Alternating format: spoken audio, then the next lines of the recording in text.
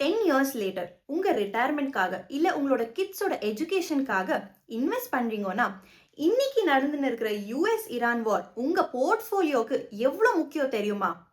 Probably almost zero. 2008 market crash, 2020 Covid crash, 2025 வார் ஃபியர்ஸ். 10 years கழிச்சு உங்கள் portfolio return பார்க்கும்போது இது எல்லாமே உங்கள் சார்ட்டில் ஒரு ஸ்மால் டிப்பாக தான் தெரியும். ஆனால் மார்க்கெட் வாலிட்டாலிட்டி ப்ராப்ளம் கிடையாது. ப்ராப்ளம் நம்மளோட எமோஷன்ஸ். வணக்கம், நான் ரக்ஷா. நீங்கள் பார்த்து நிற்குது ஃபினான்ஸ் வித் ரக்ஷா. இன்னைக்கு வெல்த் பில்டிங் லேடரோட ஸ்டெப் 8 திங்க் லாங் டேர்ம் பற்றி தான் பேச போகிறோம். நாம் எல்லாரும் லாங் டேர்ம் கோல்ஸுக்கு தான் இன்வெஸ்ட் பண்ணுறோம். ரிட்டையர்மெண்ட், ஃபினான்ஷியல் ஃப்ரீடம், கிட்ஸோட எஜுகேஷன் இல்லை ஹவுஸுக்கு. இது எல்லாமே 10, 15, 20 இயர்ஸாகவே. ஆனால் நாம் என்ன பண்ணுறோம்? டெய்லி மார்க்கெட்ஸ் ஓப்பன் ஆகி ஆப்பை ஓப்பன் பண்ணி பார்க்குறோம். ரெட் இந்த டென்ஷன், கிரீன் இந்த எக்ஸைட்மெண்ட். ஆனால் ரியாலிட்டியில் இந்த short term volatility mostly noise.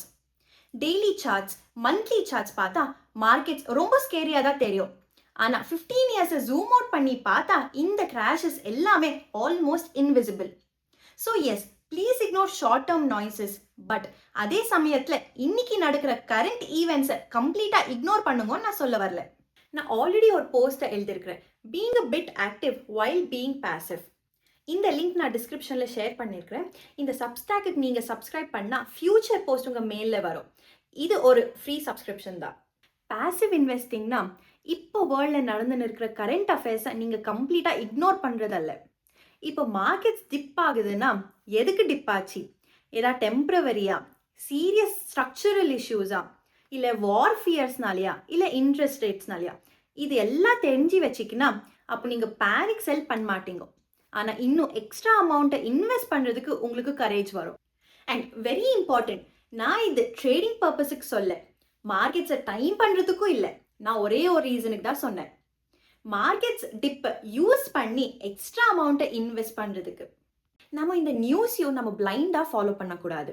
இதுலேயும் கொஞ்சம் ரிஸ்க்ஸ் இருக்குது. First one, panic selling.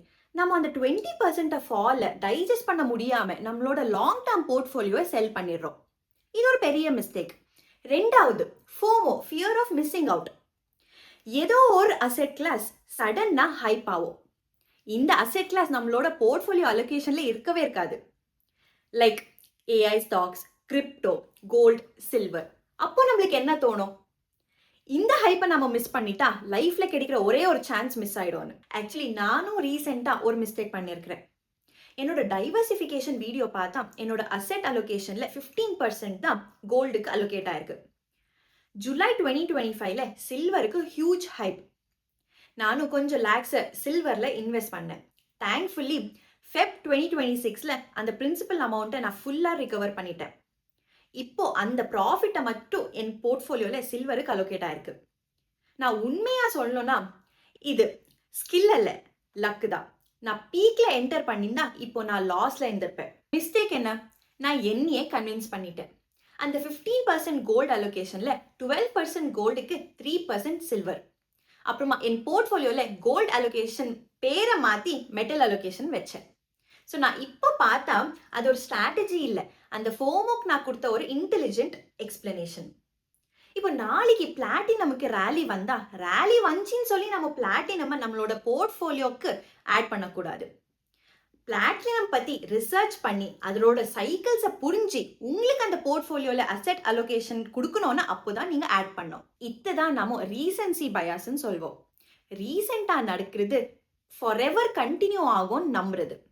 2020 tech stocks, 2021 crypto, 2025 silver. ஆனால் மார்க்கெட்டில் நத்திங் கோஸ் ஒன்லி அப்.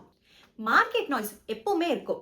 வார் வரும், கிராஷ் வரும், ஃபியர் இருக்கோ, ஹைப்பும் வரும். ஆனால் நம்மளோட லாங் டேர்ம் வெல்த் பில்டிங்குக்கு ரொம்ப important consistency and discipline. So ignore short term noises. Don't panic sell. Stick your asset allocation. Think in decades, not days. Control emotions.